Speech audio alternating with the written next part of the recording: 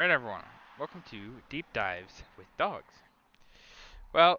Today is the 17th of April. I'm recording this, so we're going to talk about the first Sino-Japanese War. The Treaty of Shimonoseki is signed on this day in 1895, so good time to talk about it.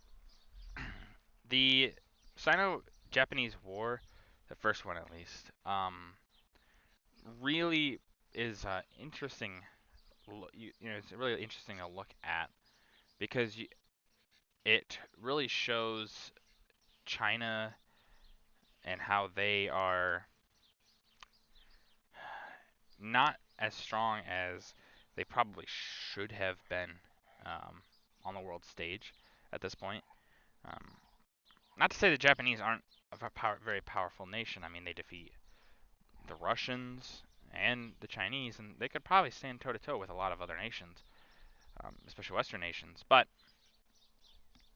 um, comparatively, China should be standing right up there with the most powerful nations. They've got the population, they've got the resources, but they don't. And for a while, China really doesn't have its footing, you could say. And China's kind of very much humiliated on the world stage. There's this era of humiliation. It's like a century of humiliation that is very big in Chinese culture. They talk about it some, Chinese history. And it really is this just period of humiliation after humiliation for China. And it kind of leads to where the China of today comes from. It's really where that feeling comes from. They don't want to be a humiliation anymore. Um, and after they sign this treaty with the Japanese, um, the Western nations will pick at them more and more. They'll try to get more out of them, and they'll be able to because China, they try to stop them somewhat, but it's just that they can't at this point. Um, there'll also be things that they give up for the Japanese because of this treaty. There's Korea. Korea becomes independent. I have to very much clarify it like that because the Japanese do some things to Korea that's not so independent like. Um, and they also cede Taiwan as well, the island of Taiwan, to the Japanese. They also have to pay a large indemnity to Japan. So after that, like China feels very, very awful, and obviously they are very weakened by all that. Um, and really, they don't recover that strength for quite a while. They won't be able to really fight back, and even realistically, China probably would have lost the second uh, Sino-Japanese War as well, if not for other things. Um, because the Japanese don't leave China alone. They pick at them for a while.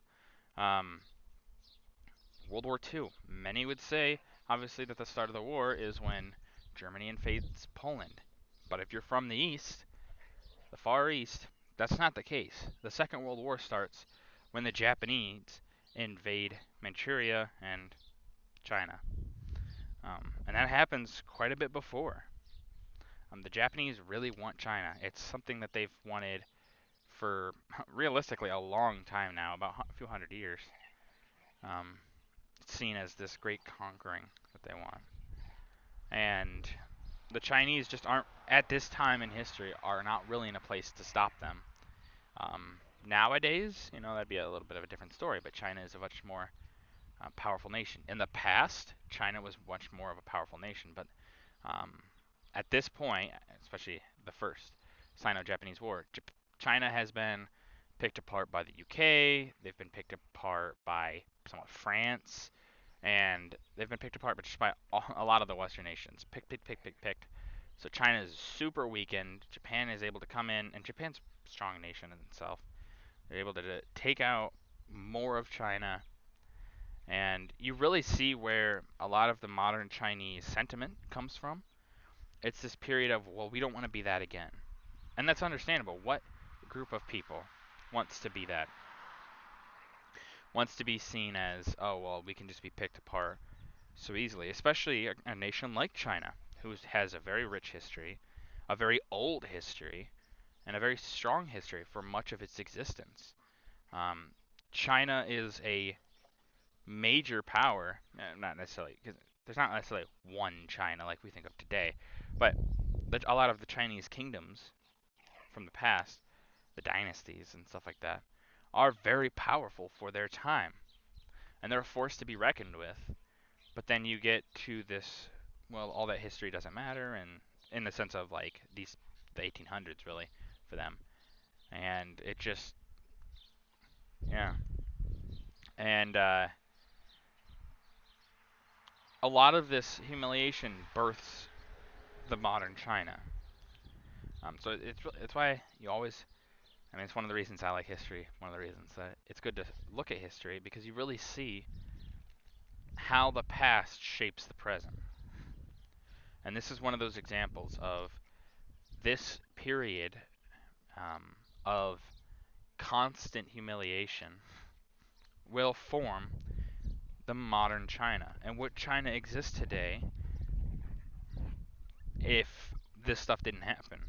Would like during the Cold War, would China have been as adversarial to the Western nations if a lot of what happened during this period didn't happen? Probably not.